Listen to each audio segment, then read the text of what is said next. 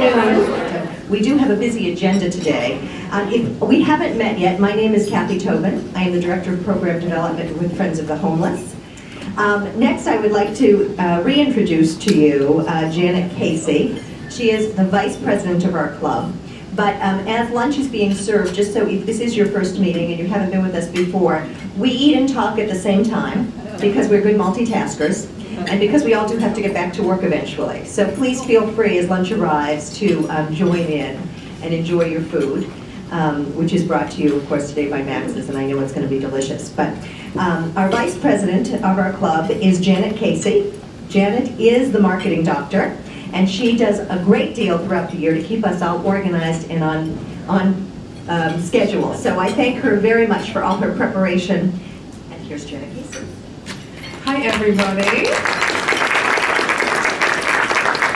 I hope that everyone had a great summer. I know that I did, but something very humbling happened to me over the summer. I had to buy my first pair of glasses. So, no, wow. All right, Gail Huff. I know there's a lot of us in this room that are in media, that work in media. Gwen, Elizabeth, Maureen, I can see them all over the room. People that have, Kathy, of course, Kathy, Gail, and I all survived Channel 40. We're here to tell about it.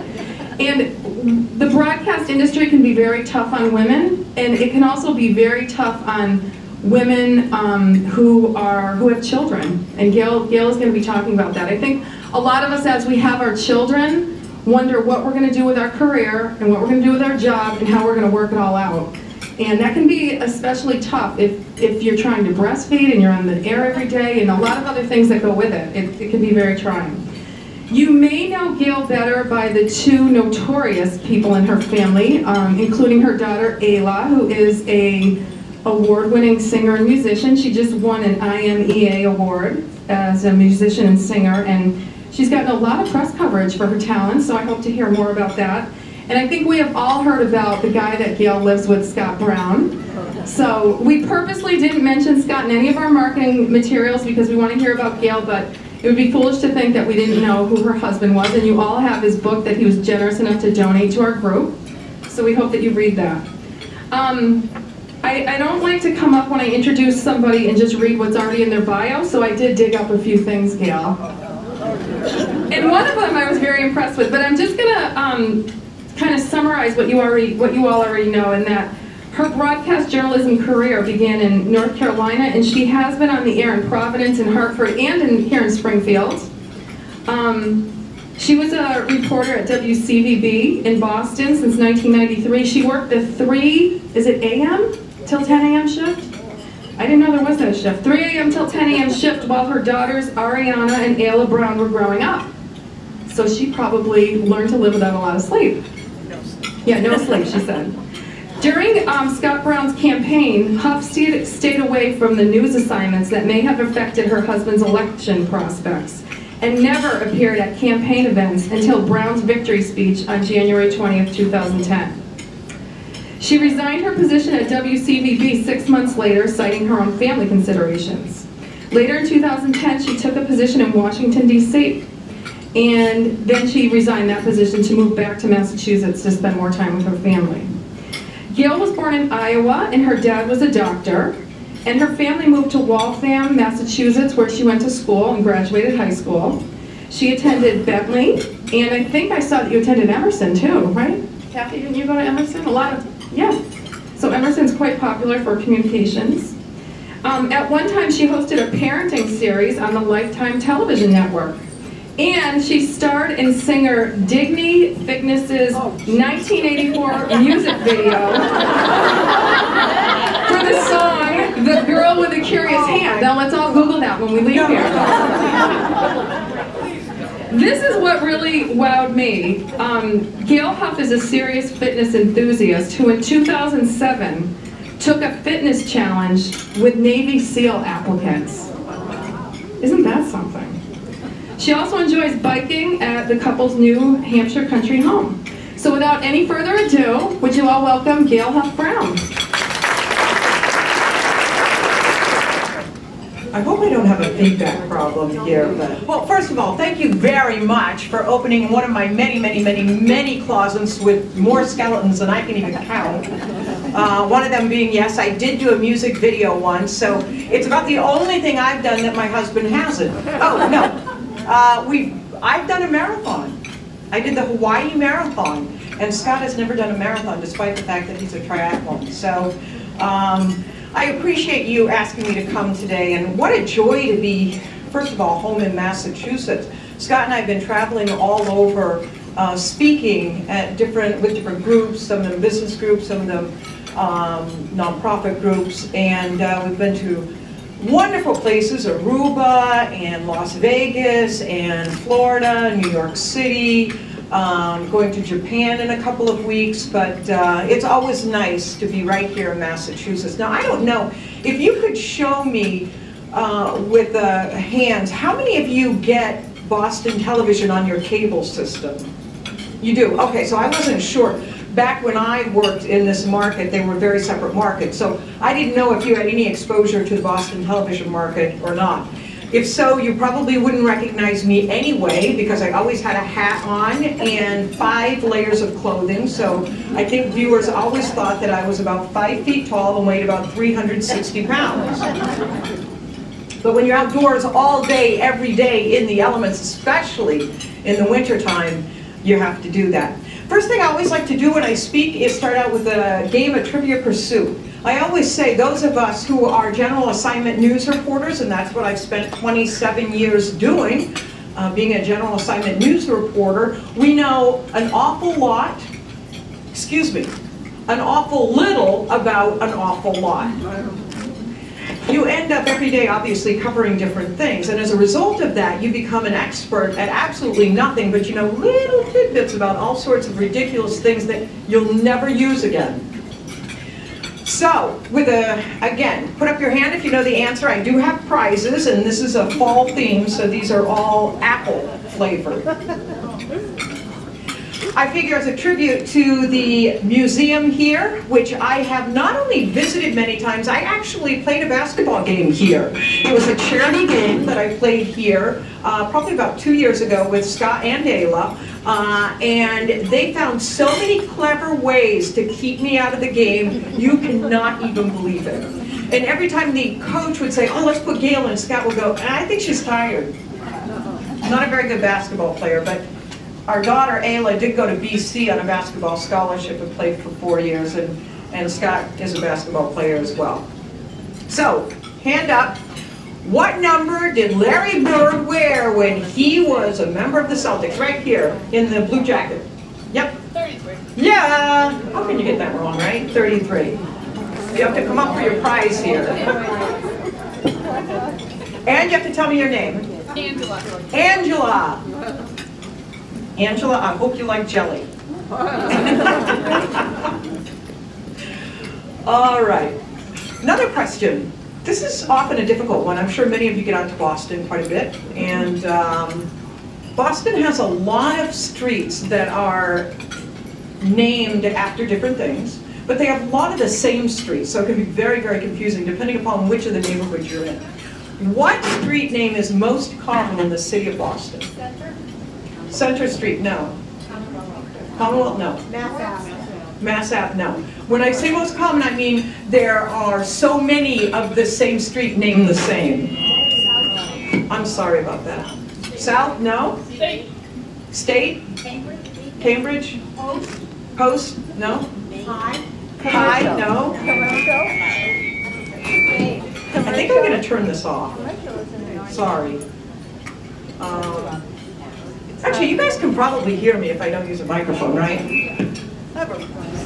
That's my husband says, I have a wicked loud voice. All right. Any other guesses? Commercials? No? This is a hard one, I guess. I thought it was obvious, but I don't think it is. Tremont? No. Park. Every single neighborhood in Boston has a different park. Something that you probably didn't know, and you probably will never have to know again. Who was the first woman that worked in local television news? the first female who worked in local television news. And I'm not saying Boston Market or Massachusetts. Natalie Jacobson? No. No. In news, not, right, television news. Television news. No. Barbara Walters was the first female network anchor. She was the first female network anchor. You know what? You get a prize. Shelby Scott? Who said Shelby Scott? I did. It was. I didn't think anyone would get that. I can't tell you how many times my colleagues at Channel 5 called me Shelby Jr. Well, that's a tribute. Because, well, and I knew Shelby very, very well because she worked the morning shift at WBZ-TV at the same time that I worked the morning shift at Channel 5. And so we got to know each other very well, and I always used to joke with her that she was my inspiration. People ask me oftentimes if I like covering blizzards and storms and that sort of thing, and the answer to the question is I do. I love storms. I love the magnetism, the excitement, just the erratic energy of Mother Nature. I don't like when anyone gets hurt, obviously, but I do enjoy covering storms, which I know is a little weird. So that gives you a clue into my psyche right there. You know, I was still in high school when I read in a magazine or a book or somewhere, I can't even remember, about a nationally known, well-known woman who was a reporter who said the 3 greatest accomplishments in life, the 3 greatest accomplishments in life are a great career, a wonderful marriage, and happy, healthy children. She said, you know what, you can have 2 of those things, but you can never have all 3. You can never have all 3 at the same time. And I thought, how dare she? I'm going to have me all 3 and then some. This was years ago, again, back in high school.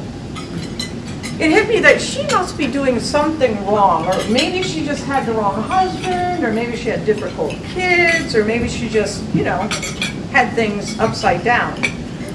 But nearly 30 years later, I'm looking at her wisdom, and I'm starting to wonder.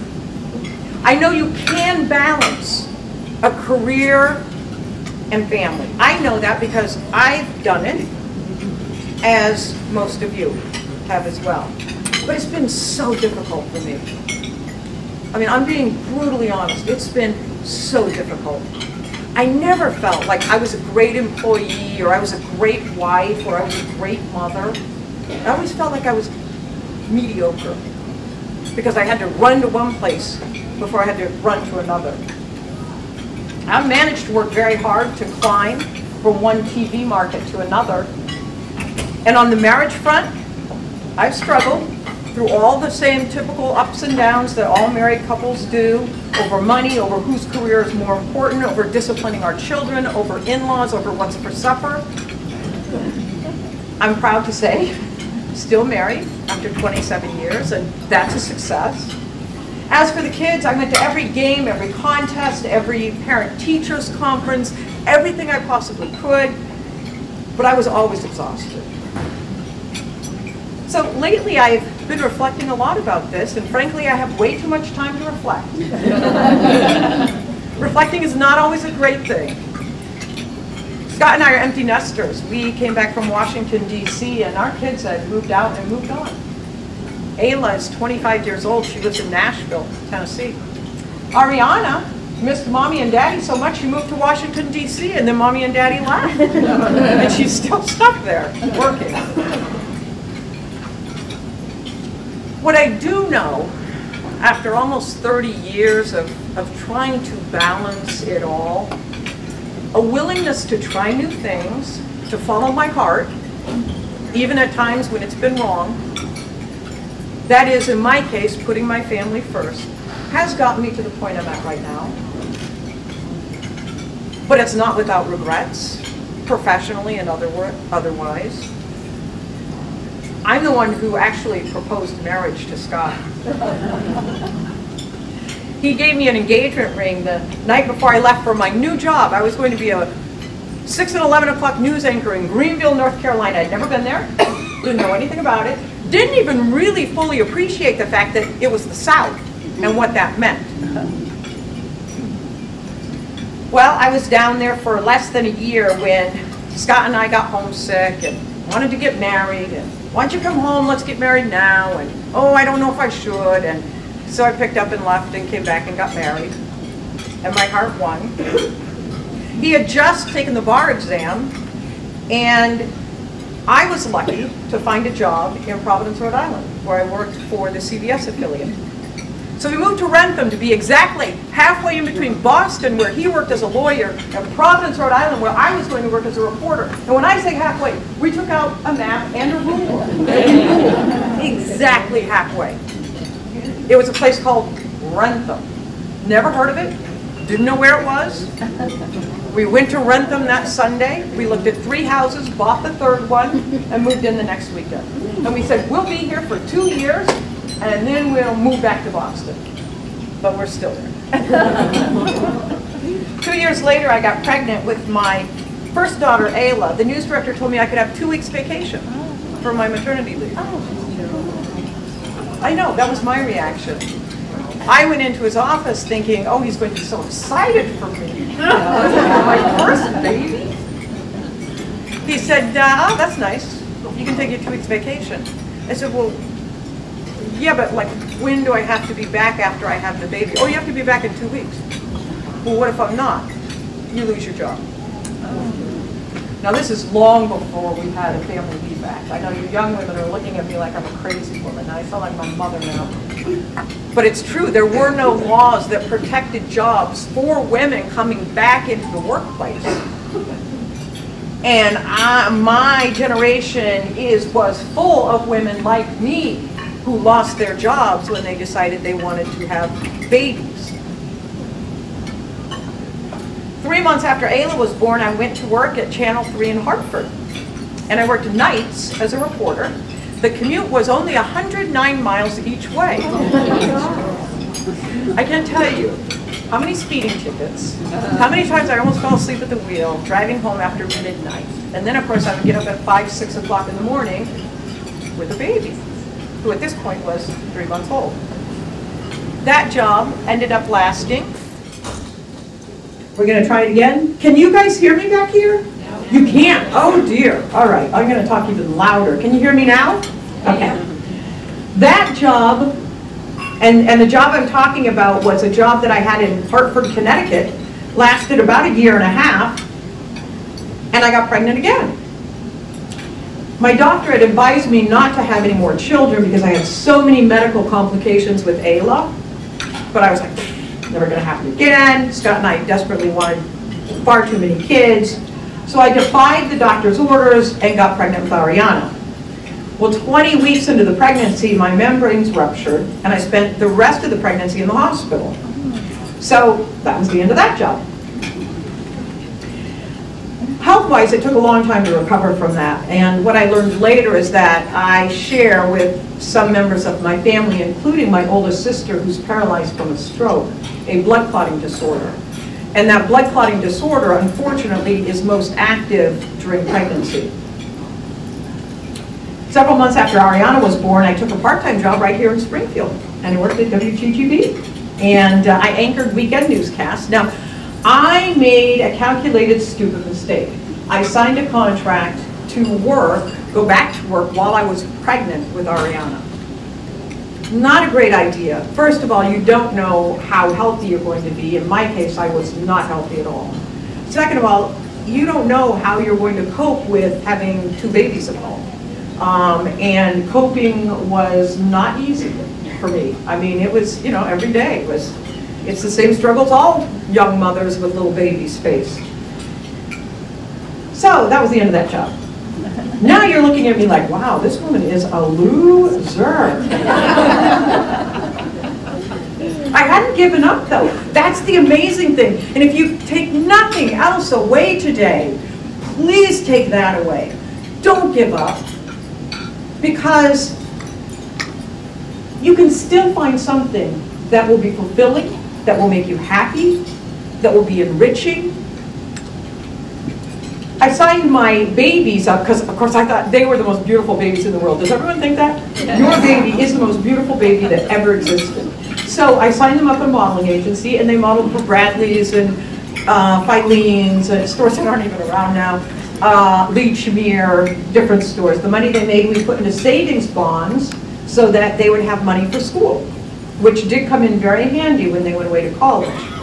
Well, one day I was out on a shoot, and a producer from Channel 5's Chronicle asked if I was willing to have Ariana profiled in a story they were doing about baby models. I thought, well, that sounded all right.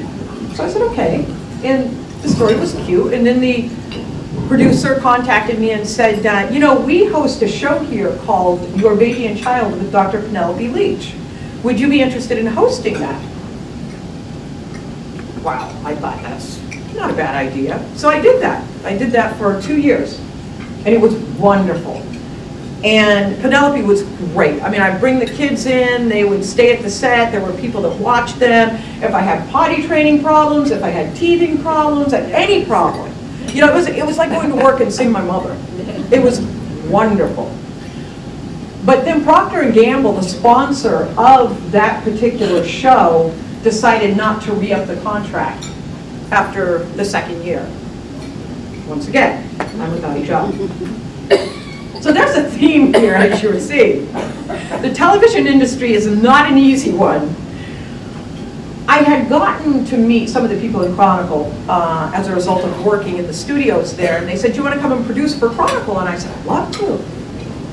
Well, the second assignment I took, I cried so hard the entire night because I was away from home. I'd never been away from the kids. That was a disaster. That didn't work. But one day, the news director came into the Chronicle office and said, you know, we're short on news reporters today. Aren't you a news reporter? I said, well, I used to be in, you know, my other life. And she said, well, do you have any interest in going out on a story today because we need someone? I said, yeah, what the heck? So I went out on a story. Well, then it kept happening more and more. They'd call me up, hey, you want to go out on a story today? We're short reporters. We're short reporters. Sure, I'll go out on a story. I stayed a freelancer at Channel 5 for 3 years. I had no security, no stability. It meant getting up, you know, a phone call 6 o'clock in the morning. Hey, can you be here by 8? Can you be here by 9? There's a fire down the road for you. Can you go cover it? I worked every holiday. I worked every night. I took assignments nobody wanted, including blizzards. When I finally got a staff position, I'd worked all these years to get to a point where I could get a staff position in Boston. It was the eye-opener reporter. It was being at work at 3 in the morning, filing reports, doing live shots, filing reports for our eye-opener morning newscast, which at that time was 5 to 7 a.m. Now it's 4:30 a.m. to 7 a.m. And for our noon news. So I usually got out about 1 o'clock in the afternoon. But the good news is I was able to get home in time to see the kids get off the bus. So I could do the afternoon routine, and I didn't have to worry about getting them on the bus in the morning because Scott did it. Now this was not always a pretty picture. My kids say they're still traumatized by their father sending them to school in the morning. I would lay out all their clothes the night before, matching barrettes, matching socks. You can imagine, right? They didn't see anything wrong with wearing crazy clothes to school. And when they'd come off the bus, I would be mortified. Here's an example. Ariana wore that tutu to preschool every day for a year. Until the teacher finally threw it away. And every time I said to Scott, no more tutus at school. No more. He said, hey, it doesn't matter. She put it over her pants. She put it over her coat. She put it over everything. That was the, oh, look at the, oh. That's great. I get hives just looking at this.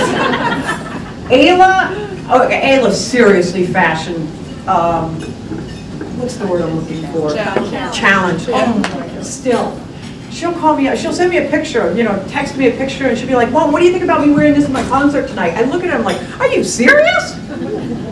You know, she still puts stripes with polka dots. And, well, I guess that's a style now, but no sense of fashion whatsoever, none. And she blames it on me, which I can't say I really blame her for that. But Scott was the one that got them up in the morning, got them dressed, got them onto the bus, and then I did the afternoon routine. We had dinner at 6 o'clock every night, and then at 7 o'clock, Mommy went to bed. That was good, I have to say. Mothers would say, oh, you must have missed the nighttime routine. Are you nuts? I never missed the nighttime routine. Oh, I didn't do my homework. Oh, I forgot my permission slip. Oh, can you help me? You know, I did not miss that a whole lot. But I was fortunate that I had a husband who did do it and was willing to do it. So for 17 years, that was the schedule that our family lived. Then the girls went away to school. And I got my dream job. I finally got put on days as a news reporter. But that didn't last long either. Scott decided to run for the Senate. And the rest of this, you know, goes to DC. I decided to stay home in the beginning. For 6 months I stayed home and defiantly kept my job. I was desperately homesick for him and missed him. Once again, my heart won, quit my job, moved down to Washington, D.C., found a job, I was fortunate, at the ABC station there again as a general assignment reporter. So I would work Tuesday, Wednesday, Thursday, Friday, then I would get on a plane, fly to Boston, drive to Rentham, be home for the weekend, and then Monday, drive to Logan, get on a plane, 6 a.m. plane so that I could be at my desk by 8:45 in the morning. And I did that for just over 2.5 years. That's a long commute. And you know what's amazing? All the people who do it. I would see a lot of the same people, and then you start talking to each other, you'd be like, why are you on the same plane I'm on every week? It's amazing how many people do that kind of commute. But again, it's not an easy one. When Scott lost the election, I was still under contract, so even though he came back to Massachusetts, I had to stay in DC to finish out my contract there. And that brings us up to this summer. I came back, spent a lot of time reconnecting with friends and family, and now I'm working as a contributor for PBS, for WGBH, doing some producing and reporting, again, freelancing. I'm right back where I started, all these years later. And it's fun because the woman that I worked with there is Emily Rooney, who's the same woman who hired me at Channel 5 back in 1992. Some of you are probably in the same position. You're listening to me saying, yeah, I know what you're saying. Others of you have been in one job your entire careers and it's been successful and secure, and my hat's off to you. I haven't had that opportunity. But one thing I've never lost sight of is the importance, again, of being willing to try new things and being willing to close the door on some things. And they're hard. They're so hard. I mean, some of the decisions I've made between my family, my children, my husband, and my career have been the most painful of my life. But the other alternative is to not have the three things. And I think as women, especially most of us as caretakers, be it for children or now me for my in-laws and my mother and father, we're sort of always in that gray line. Finding a job so we can take care of the people around us, finding a job where the hours are just right, finding a job that's going to allow us some maternity leave. So, I hope some of you catch the double entendre here. Since my life is still unwritten, I cannot tell you what's going to be next for me, but I do know that opportunity is often cleverly disguised as failure. And every time in my life when I have felt like I failed is when a better opportunity has come along. I'd like to open it up for questions. If any of you have questions that you'd like to ask, and free reign. Anything about careers, anything about family, back here? Will Scott run again for public office? I knew that was going to come. You know what? All I can respond to you is the same thing he says to me, and that is, I'll know it when I feel it. So I keep saying, what do you feel today? Listen, I'll be honest, it was a devastating loss. It was a national race, you know, it was being watched by and participated in by people around the country, around the world, frankly. And a loss like that is really hard to overcome. And I look at now Martha Coakley, who's jumped back into the race, into the governor's race after she lost several years ago against Scott, and I say, God bless her, good for her. I mean, I never thought she was a lousy candidate. I think she's a brilliant, wonderful woman. And I didn't believe any of that. By the way, don't believe what you're reading. It's just, I mean, listen, I'm in the news media, so I can say this. Don't believe it. Because a lot of the things you read are based on hearsay, they're based on innuendo, they're based on you know, speculation, and it's, sometimes I read things about myself and I don't even recognize it. And I say, no, that's not true. So you have to have a very, very thick skin. But I don't think Scott will go back into public service until he is fully healed. And I don't mean he's angry. He's not angry at all. He was never angry.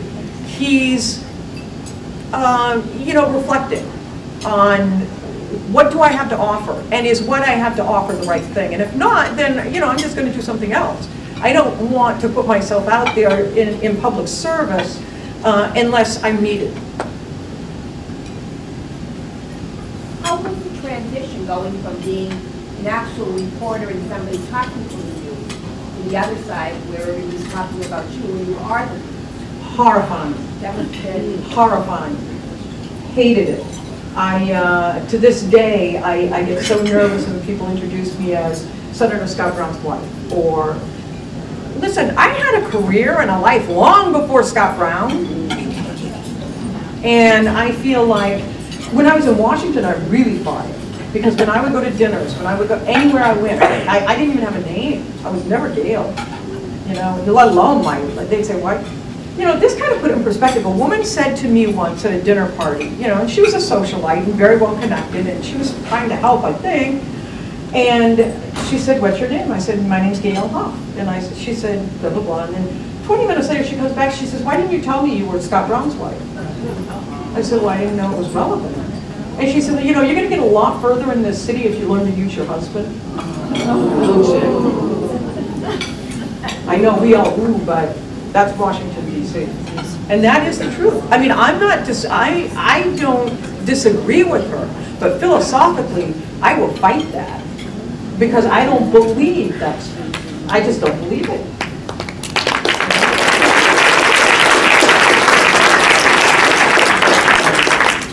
Someone over here had a question. You mentioned earlier that these decisions have not been without regrets in your life. What could you maybe tell us maybe what some of your regrets have been? Or a couple? It would take a day.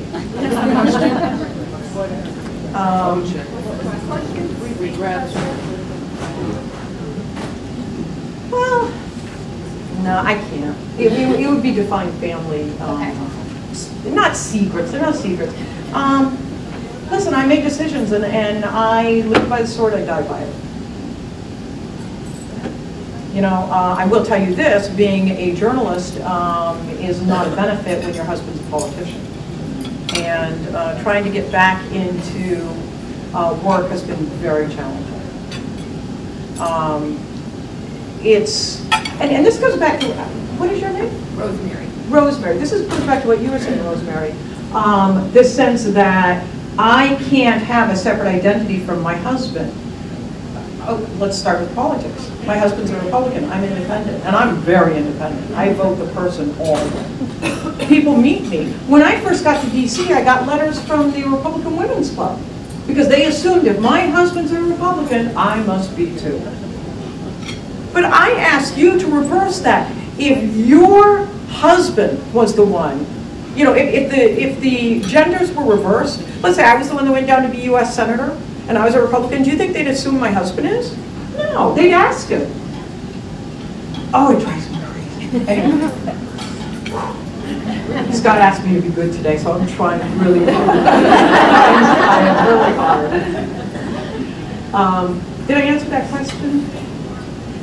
back here. You work for both men and women in media, and if you have worked for women, did you find a huge difference? No, I didn't find any difference. When I first got into television news, it was dominated by men, and of course out in the field, it's male dominated because I'm working with a photographer, sound person, technician, and they typically, 95% of their time are men. So I'm surrounded by men in the field all day. In the office though, most news directors and producers are women now. And part of the reason for that is because the money that's available in broadcast television has come way down. So it attracts more women who want to work those hours, etc., and don't have to be the prime breadwinner. 30 years ago, it was all men. I mean, part of that's a social change, but part of that is also just the dynamics of market, and that is that men are going to go into finance, banking, accounting, you know, industries that they're going to make a lot of money, and they're not going to make nearly as much money in TV anymore. So you find most newsrooms you walk in now are mostly women. Do you find that, Kathy? Absolutely. Yeah, yeah. And people have different theories. That's my theory. Right. My theory is that a lot of it has to do with the money. If you're going to pay me $20,000 to work 60 hours a week, you know, and not offer me any kind of security or chance of advancement, guess what? I'm going to go do something else. Whereas women, again, who are working around kids' schedules and other things, are more inclined to put in those kinds of hours. This side of the room, right here? Yeah? As an independent professional woman, have you ever considered public service? Yes, yes, and I do a lot right now. Oh, like political? No. No.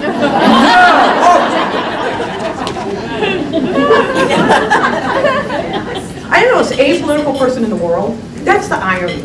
I am so apolitical. No. What I have considered and what I do a lot of is nonprofit work. In fact, tonight I'm giving a speech before the American Stroke Association. I do a lot of work with them. I do a lot of work for a couple of organizations near us that help abused women and children. I do things that I want to do that I'm passionate about, but in terms of politics, I don't have the thick skin. You have to, my sister calls it a turtle. You have to have a turtle shell. She says, well, where's your turtle shell? I lost that a long time ago. I mean, and you know what? 30 years ago, 20 years ago, maybe 10 I could. Today, with the internet, I read things on the internet about my husband and about my kids and stuff, and I have a nervous breakdown 3 times a day. You know, and I want to write back to all of them. I want to write back to them, I want to show up at their house, I'm going to knock on their door and say, excuse me. I mean, I'm not the type of person. You have to be, see, Scott's very laid back. You know, he's the type of person that handles that kind of negativity very easily. You know, he's just sort of like, well, they don't like me. I'm like, why don't they like me? It's a certain kind of person. Anyone else over here? You're talking that there are more women in the news industry because of the pay scale. So how do we all work to get women's salaries higher? You're not going to like my answer on this. How do we work to get women's salaries higher? And I mean, you know, we have come a long way in that. We have come a long way in that. Part of the problem is what I talked about today for women, and that is our in and out of the workforce. That's just the reality. We're the child bearers. We're going to be in and out of the workforce because we're the ones bearing the children. We're the ones dealing with the health effects of that. We're the ones that are often the primary caregiver. And until companies become, and I think they will become more and more family friendly, because face it, probably in 50 years there will be no offices, everything will be virtual. So you'll say, oh, remember back when we used to like get in a car and we go to an office?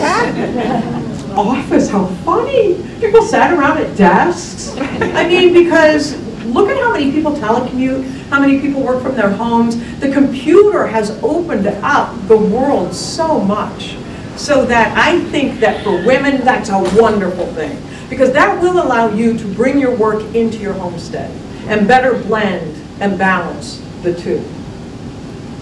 And I don't have any secrets. I did it the old-fashioned way. Scott didn't believe in childcare. And you know, I couldn't get mad at him because he did an equal amount of the child raising. But we always had a system where either I was home or he was home.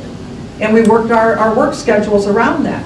Well, I honestly think that as, you know, as technology continues to evolve, there will be much more of that. And I don't think people will have as many kids. You know, so then the demands change. I mean, when I look back at my career, all of the tumult has been around children. You know, it's been around having kids. And I'm sure that many of you, at least, I turned 50. If there's anyone else in here that's 50 or over, you probably have gone through the same experience, or you're about to go through that experience. And as more women get into CEO positions, and that's happening all the time, you know, and recognize that, gee, women can do the job just as well, whether they're sitting here or sitting at home or wherever they are, that will change too, I think. But that is, you know, that's the question of the ages, and whoever answers it and is able to do so, you know, effectively, will be President of the United States. I'll make sure of it.